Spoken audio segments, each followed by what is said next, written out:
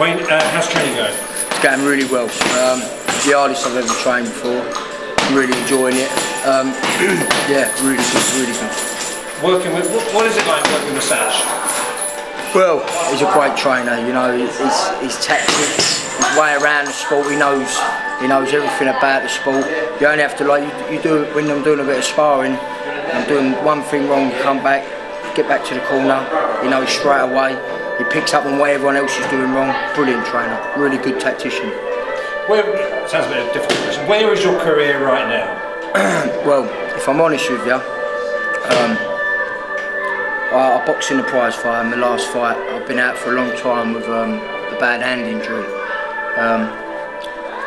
I left my old trainer and my old manager because I felt like weren't really going anywhere. I felt like I was standing still, you know. And so I made a career move, and I think it's the best move that I've made.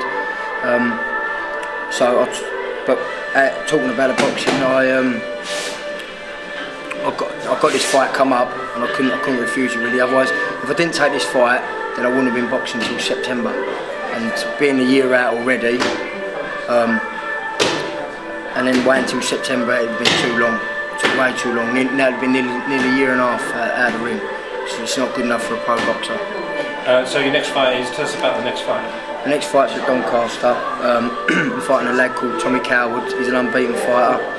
He used to box, got a great pedigree, amateur pedigree, come from the England squad and all that.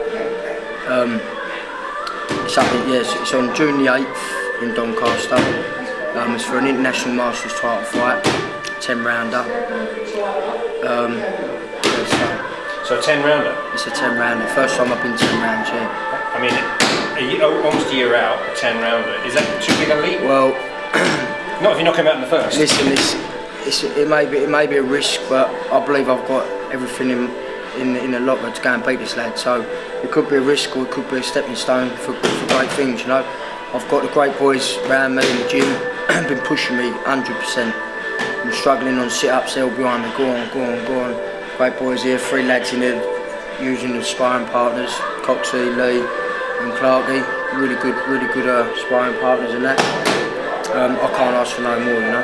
Because anybody who saw you in prize fighter would say you were not out of place, you were not out of class at all, were you? No, well, I come up against a very good fighter, an ex-British champion. But if I'm honest with myself, I went in there with the wrong tactics. I went in there and I come forward fighting a bit too much. He was an awkward southpaw, very clever fighter, and I'm a crowd pleaser, you know. I like to please the crowd, but I shouldn't have in that fight. I should have let him come onto me, draw him onto me, and make him make mistakes.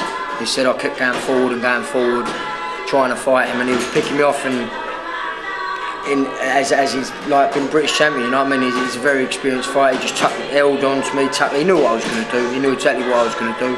3rd round, that's when I started coming in my own. But as everyone knows, in prize fights, it's far too late, you know. But if I'm honest, with every one of my pro fights, that's the one I learned. I learned more from that fight than any other. And again, when you say tactics, to the man in the street who doesn't know an awful lot about boxing, and you're talking about how Satch teaches you, what do you mean by tactics? Well, when I went into that prize fighter, my aim was to hit him more times than he hit me. That's not good. You know what I mean? You got to be a bit smart, a bit more. Boxing ain't just about you punching them and them punching you. You know what I mean?